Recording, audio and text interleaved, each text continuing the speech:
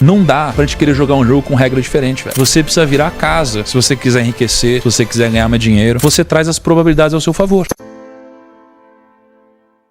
Sabe uma coisa que eu acho interessante sobre ficar rico? Eu acho que quem fica rico é a casa. A casa sempre vence. O jogador, ele sempre perde. O jogador sempre se dá mal. Ou melhor, poucas vezes o jogador ganha. Eu tô lembrando de uma história que a gente passou ano passado, se eu não me engano. A GameStop é uma empresa que eu sempre fui super fã. Eu sou nerd pra caramba. E ela tava indo muito mal das pernas. Então você entrava nas lojas da GameStop e ela tava sempre vazia, sem nada, não tinha jogo. E tava tudo caindo, vendendo cada vez menos cliente. As ações começaram a cair. Só que dá pra você ganhar dinheiro apostando que algo vai subir ou apostando que algo vai cair. Só que qual que é a lógica? Se você aposta que algo vai subir, se você paga R$10 e isso daqui vira zero, você perdeu quanto? Perdeu R$10? Se você aposta que isso aqui vai cair e R$10 sobe pra 100, você perdeu mais do que você tinha. Você perdeu 90 e você apostou 10. Então no mercado financeiro é muito comum você fazer operações vendidas. E aí tinha um monte de investidores gigantescos nos Estados Unidos e olha que interessante. E eles começaram a apostar que a GameStop ia quebrar. Começaram a entrar vendidos lá na ação e tudo mais. E aí era muito óbvio que isso ia acontecer. Os números estavam horríveis, o mercado tá mudando. E aí juntou uma galera num fórum e os caras começaram a falar, meu, olha quanta gente tá vendida nesse negócio. Vamos começar a comprar? Ah, vamos. Aí o pessoal começou a comprar, tipo $2 assim. Começou a comprar, subiu $3, $4, $5. Cara, você vai de 2 para $4. Se você apostou 2, cara, você já perdeu muito se virou 4. Aí $4, $5, $6, aí o pessoal começou a se juntar no fórum. Galera, vamos comprar todo mundo e tal. Aí com $7, $8, $9, $10,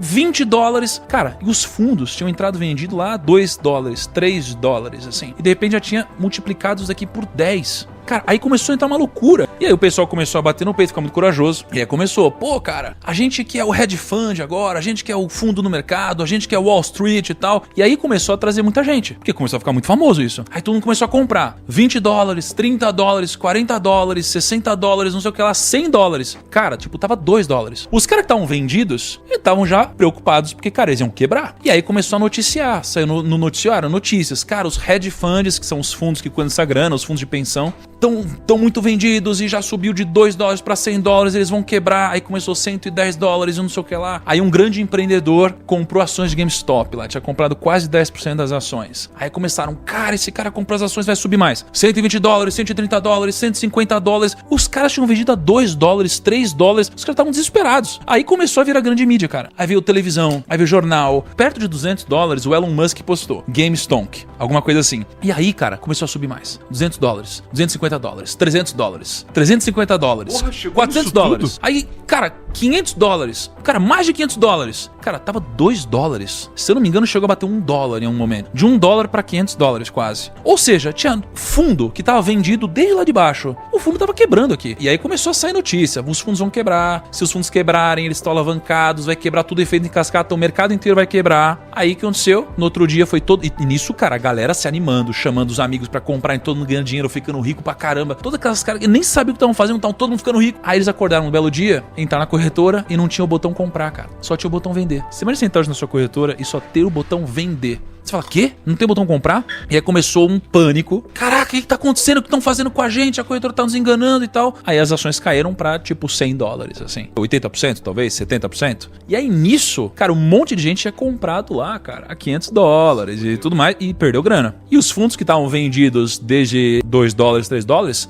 estavam quebrando, então teve muito fundo, cara, ali quase quebrando, né? Tinha analista indo pro saco e foi um sacode do mercado financeiro. Aí descobriu-se que quem fazia parte de algumas operações era um grupo que era dono de quem estava vendido. Então fala, pô, então os caras estão vendidos e aí eles bloquearam a gente de comprar? Meu, os caras estão bolando um rolo aqui no mercado. E aí começou uma teoria da conspiração muito louca. Qual que é a conclusão disso pra mim? Por que eu contei essa história? Tava os caras no fórum falando, vamos quebrar esses caras, vamos destruir esses fundos, a gente quer Wall Street, a gente quer o mercado financeiro e tal. Mas de quem era o dinheiro que tava dentro desses fundos, cara? O dinheiro que tava sendo gerido por esses grandes fundos era o dinheiro que eram os fundos de pensão dos professores, dos caras que trabalham, dos trabalhadores. Eram os fundos de pensão dos caras que estavam querendo que eles quebrassem. Se tem um plot twist aqui, que no final das contas tava todo mundo querendo quebrar e ferrar o outro, e no final das contas era o próprio dinheiro deles, da família e dos fundos de pensão que estavam lá. Ou seja, não dá pra gente querer jogar um jogo com regra diferente, velho. Não dá pra gente querer jogar um jogo de gente grande, porque a regra é diferente, a informação é diferente, o acesso é diferente, o conhecimento é diferente. Então por isso que eu digo, cara, a casa sempre ganha. Você precisa virar a casa se você quiser enriquecer, se você quiser ganhar mais dinheiro. E como que você vira a casa? Você traz as probabilidades ao seu favor. É muito difícil, cara, você ouvir alguma reflexão sobre riqueza de alguém que não chegou lá. É muito clichê ou muito ilógico você ouvir de alguém que passou a vida inteira pobre e nunca teve a opção de escolher e foi obrigado a viver a vida que teve, dizendo que o dinheiro não traz felicidade ou que ser rico não vale a pena ou alguma coisa do tipo. Então, acho que a pessoa que ela não atingiu a liberdade financeira, ela dificilmente vive. Eu acho que ela sobrevive, não é? Então, ela é uma pessoa que ela faz o que faz por necessidade e não por opção. Então, dificilmente você vai saber se de fato você gosta do que você faz ou se você vive uma vida preenchida, ou seja lá o que for, até você poder ter a opção de mandar todo mundo se ferrar, ou você poder dizer não porque você quiser. Então, realmente, muito difícil. E existe um clichê onde muitas pessoas sem dinheiro querem dar opinião sobre isso. E as pessoas nem sabem como é. É como aquela pessoa que nunca teve uma namorada ou um namorado e vai acreditar com conselho amoroso. E a gente que já viveu, a gente sabe, essa é a sua primeira namorada, seu primeiro namorado, pô, isso daqui parece que vai dar ruim. A gente já viveu coisas. É claro que existem as exceções, mas a regra, ela estatisticamente acontece. Então, quando eu atingi o que a gente chama de riqueza, liberdade financeira, foi quando eu peguei e percebi que um vazio continuava dentro de mim. Mas veja, se eu pudesse escolher, eu preferia ter esse vazio rico do que não ter esse vazio achando que queria preencher tendo dinheiro. Você tem uma base da pirâmide onde, se você não consegue se sentir seguro ou se alimentar, é muito difícil você pensar em outras coisas, né, cara? Assim,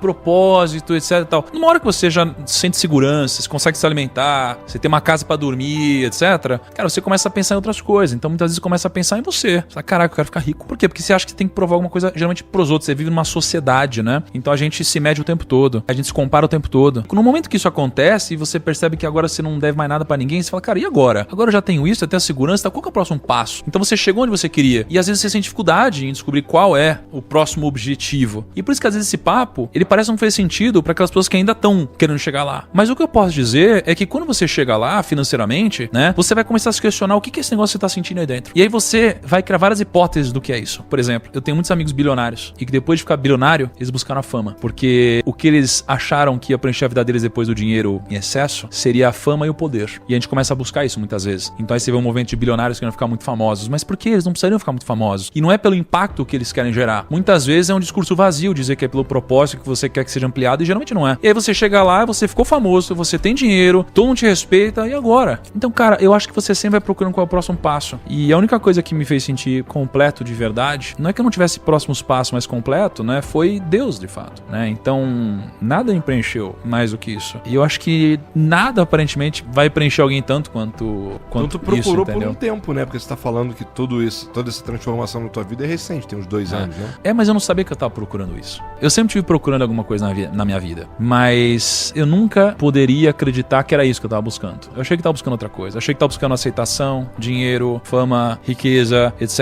E de repente era isso. Eu falei, era por isso. Mas na época eu também não tive um mentor, sabe? Eu não tive um cara que sentava comigo e me explicava. Os meus mentores eram os livros. Então, o que mudou a minha vida, com certeza, foi ler. Mesmo não gostando de ler. Porque, para pra pensar, ler é colocar as probabilidades ao seu favor, cara. Fala alguém que você admira. Silvio Santos, Elon Musk. Todos eles têm livros. Todos os caras que eu admiro têm livro. Tem livro, né? Beleza. E aí, cara, o cara, ele viveu uma vida inteira e ele registrou os maiores aprendizados que ele teve no livro dele. É sobre isso o livro. É sobre uma mensagem, é sobre o que ele aprendeu, é sobre o legado. Um legado que ele vai deixar no outro, diferente de uma herança que ele deixa pro filho. Então ele registrou todos os aprendizados dele no livro. E aí a gente vai viver uma vida tomando porrada todo dia pra aprender o que esse cara já aprendeu no final da vida dele, tendo tido o sucesso que ele aprendeu, que o sucesso que ele teve. Não, eu vou ler livro. Ler livro vai trazer probabilidade a seu favor. Então se você ler a história do Elon Musk, ler a história do Silvio Santos, você ler a história de seja lá qual for o empreendedor, você vai aprender o que ele demorou uma vida inteira pra aprender. Então você vai reduzir a possibilidade de errar onde ele já errou, não é? Então eu conheci Deus por causa de um livro. Eu descobri o que era equity através de um livro. Putz, aprendi que existia o significado de um propósito através de um livro. Então algumas das grandes viradas que eu tive na minha vida foram lendo livros. Então assim, a nossa vida é um jogo de probabilidades, cara. Eu não posso andar sem cinto no banco de trás. Preciso reduzir meu risco da ruína, preciso reduzir meu risco de morte, né? Eu preciso reduzir meu risco de tudo. Eu não posso querer me alavancar de alguma forma. Cara, tem banco aí que talvez quebre, porque se alavancou, não porque era um banco ruim, né? Você precisa trazer probabilidade a seu favor. A vida, ela é um jogo de probabilidades, cara. Acreditar em Deus é melhorar essas probabilidades também, não é? Lógico, pô. Se você morrer, você chegar lá e descobrir que não existe Deus, tanto faz, né? Você nem tá lá mais. Se você descobrir que existe Deus, pô, que bom, né? Acreditar que Deus existia, né? É uma probabilidade. E é até lógico e racional, talvez, acreditar que algo maior pelo menos exista. Eu acredito que Deus existe.